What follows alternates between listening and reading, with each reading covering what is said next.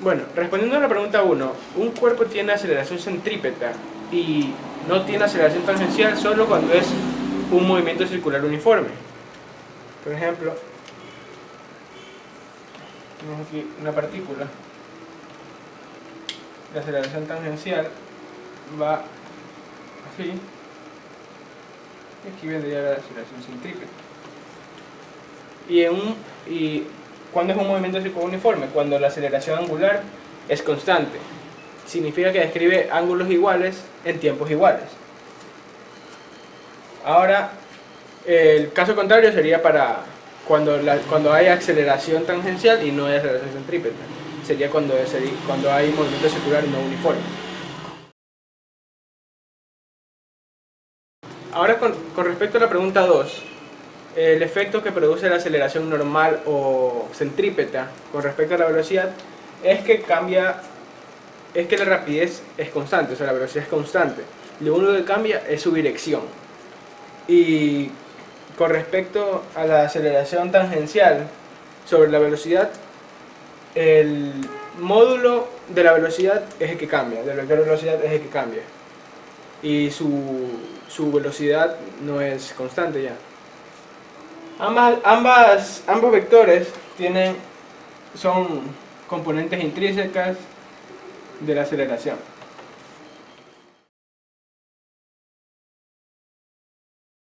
Del literal A, necesitamos saber una expresión en la aceleración. Entonces nosotros sabemos por concepto que la aceleración es igual a la derivada de la velocidad, y la velocidad a su vez es la derivada de la posición. Entonces, por regla de la cadena, llegamos a que la aceleración es igual a la velocidad multiplicado por la derivada de la velocidad por d de x. Esta expresión es la que tenemos que proceder a integrar. Entonces, si tenemos que lógicamente esto es igual a b por derivada de b sobre d de x, este d de x que yo tengo aquí lo puedo pasar al primer lado de la expresión para obtener la integral de esta forma, y así que este a fuera un coeficiente al cual yo puedo sacar después en el proceso de integración. Entonces, haciendo esto y considerando que aquí tengo términos de posición y en el otro lado tengo términos de velocidad, significa que en la primera integral, cuando ya la vaya a evaluar, necesito colocar los datos de posición que me da el ejercicio, que es desde 0 hasta 100 en posición. Y de la misma forma con velocidad, pero eso es lo que yo tengo que despejar. Entonces, procediendo a integral, llegamos a la expresión que tenemos aquí. Tenemos que evaluar los datos que tenemos y despejar la velocidad que necesitamos para cumplir con la consigna del literal A. Entonces, vamos a mi sistema de referencia. Yo aquí tengo el carro en 0 metros, que es la posición 1, que tiene cierta velocidad antes de aplicar la aceleración. Entonces, como el carro al llegar a la posición final en 100 metros se va a detener, significa que mi aceleración va en posición contraria a mi velocidad. Por lo tanto, yo puedo decir que la aceleración con la que voy a trabajar es de menos 10 metros sobre segundo cuadrado. Decir que mi velocidad final es 0, ¿por qué? Porque me detengo, que la velocidad que necesito hallar no sé cuál es, y las posiciones, como ya había indicado, es de 0 y 100. Estos datos que tengo aquí, en el momento de evaluar la integral definida, los coloco y simplemente despejo la velocidad, y al final me sale que es 44.72 metros sobre segundo. Luego en el literal B, utilizo una ecuación en cinemática que me dice que la velocidad final es igual a la velocidad inicial más la aceleración por tiempo. ¿Por qué utilizo esto? Porque la consigna me dice que debo hallar el tiempo requerido para que el coche se detenga. Entonces, como ya tengo todos los datos, simplemente lo que hago es despejar t. Ya tengo aceleración, tengo velocidad inicial, y nos queda que en efecto el tiempo para que el coche se detenga es de 4.5 segundos.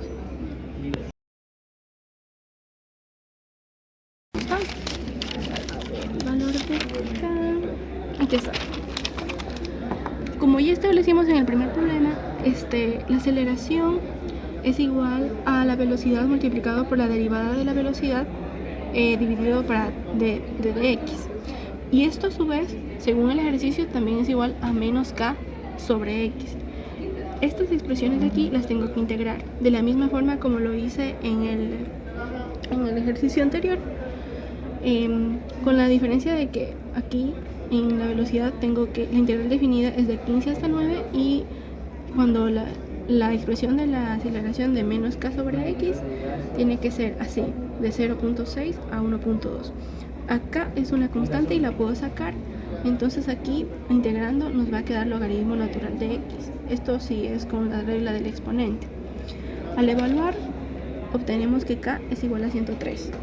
El literal b nos dice que la rapidez de una partícula, tenemos que determinar la rapidez de una partícula cuando la posición es de 1.5. Entonces, como ya tenemos la constante k, lo único que procedemos es a tomar esta expresión y reemplazar valores. Tenemos la velocidad las dos velocidades que nos da el ejercicio, la constante y los logaritmos por las posiciones.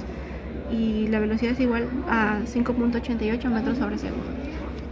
Y finalmente, el literal C nos dice que la posición de la partícula en la que su velocidad se hace cero. Entonces, si aquí tenemos la velocidad cero en la misma ecuación y tenemos todos los datos, con la única excepción de que la posición que nos están pidiendo es 1.5, nos queda el logaritmo de x es igual a menos 0.069.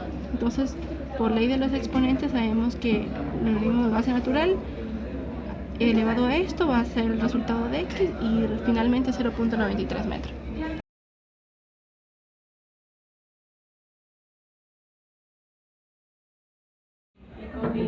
Vemos que la velocidad es igual a la derivada en función de la derivada de la posición en función del tiempo.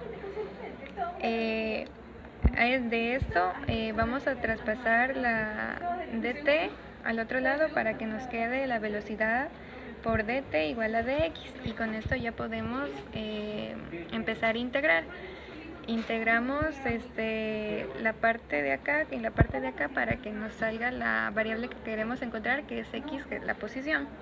Entonces, la derivada de 3t menos 2 es 3t al cuadrado sobre 2 menos 2t para y más la integral de 6t al cuadrado menos 5 es 2t al cubo menos 5t en j.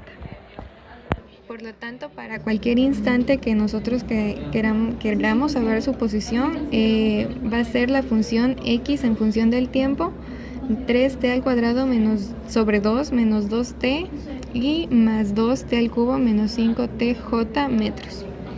El segundo punto nos pide el vector de aceleración en función del tiempo. La aceleración en x es igual a la derivada de la velocidad en x en función del tiempo.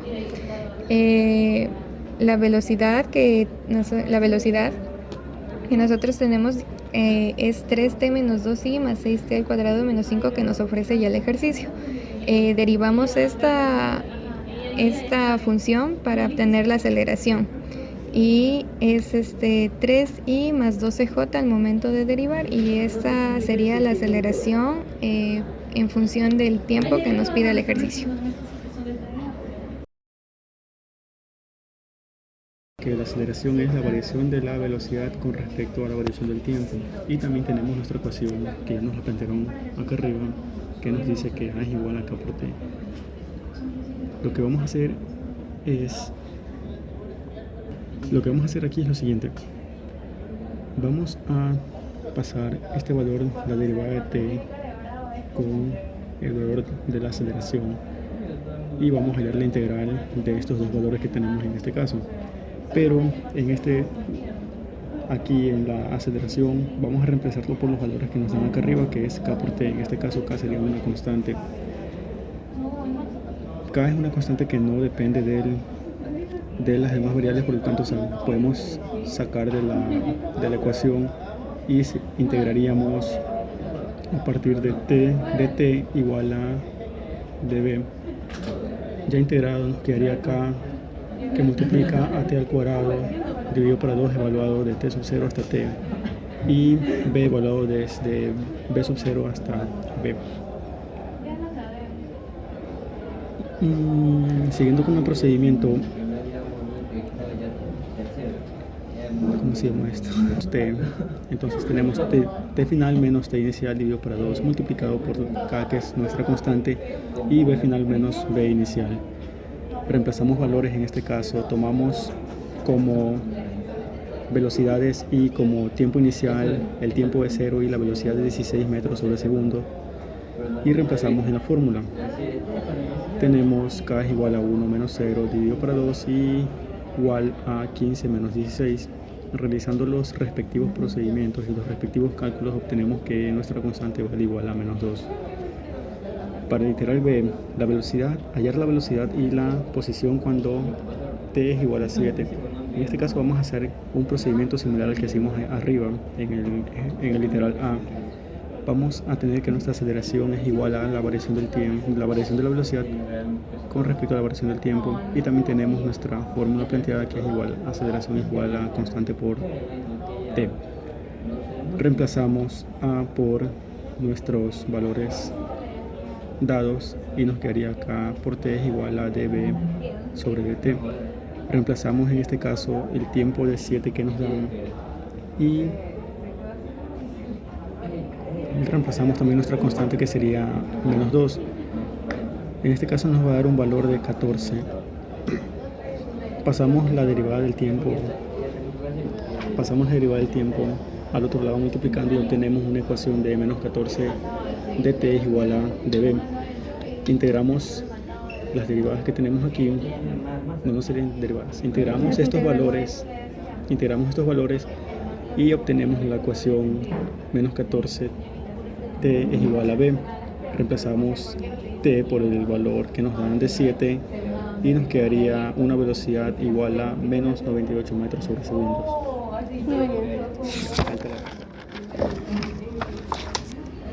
Y por último hallar la posición del espacio que decía. Y por último hallar la posición de la partícula en t igual a 7. Nosotros tenemos que la velocidad es igual a la variación del espacio con respecto al tiempo. Integramos estos valores y obtenemos que, subiendo este valor, pasamos este valor a multiplicarlo y tenemos integral de la velocidad por dt igual a dx. Integramos esos valores y obtenemos, en este caso la velocidad es una constante, la tomamos como constante. Integramos los otros valores y tenemos que velocidad por el tiempo es igual a x, que sería nuestra posición. Reemplazamos la velocidad por el valor que obtuvimos antes en el literal b, en la primera parte, que sería 98 negativo, y lo multiplicamos por 7, que es el tiempo que esa partícula estuvo en movimiento. Al hacer el cálculo obtenemos un valor de x igual a menos 686, que serían metros, que es la posición en la que se encuentra la partícula.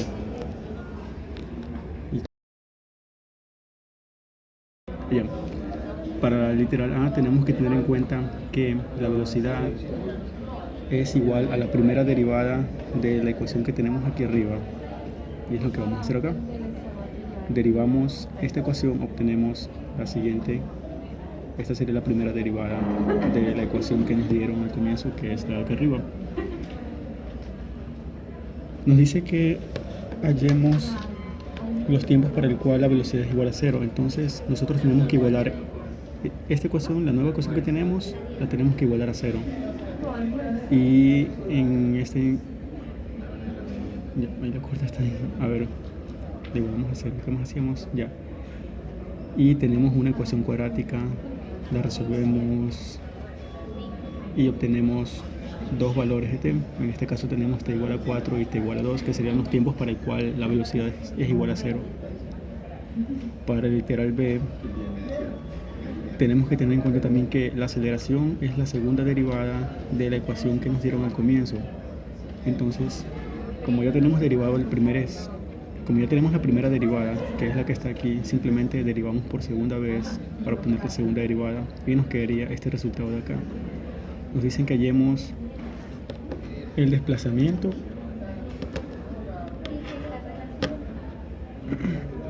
nos dice que hallemos la posición cuando la aceleración es igual a 0. Entonces aquí tenemos que tener en cuenta que primero debemos hallar cuánto es el tiempo en que la aceleración, cuánto es el tiempo que transcurrió para que la aceleración sea igual a 0. De la misma manera, como ya tenemos que la aceleración es la segunda derivada de la ecuación que nos plantearon acá arriba, entonces esa ecuación la vamos a igualar a 0 para obtener el tiempo que demora en... No, eso está mal.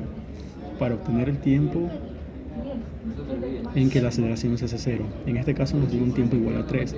Ahora, para hallar la distancia, la posición en que está la partícula, lo que hacemos es reemplazar 3, que es el valor que nos dio el tiempo, en la ecuación original. Entonces, reemplazando nos quedaría 3t cubo menos 9, 3 elevado al cuadrado, más 24 por 3 y menos 8. Lo que hicimos aquí fue simplemente reemplazar el valor de 3 en las variables que tenemos acá arriba, en este caso en t. Resolvemos, nos quedaría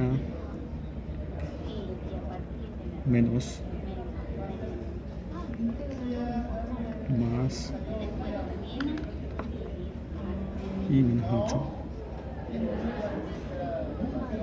Ahora lo que hacemos es sumar. Cámara.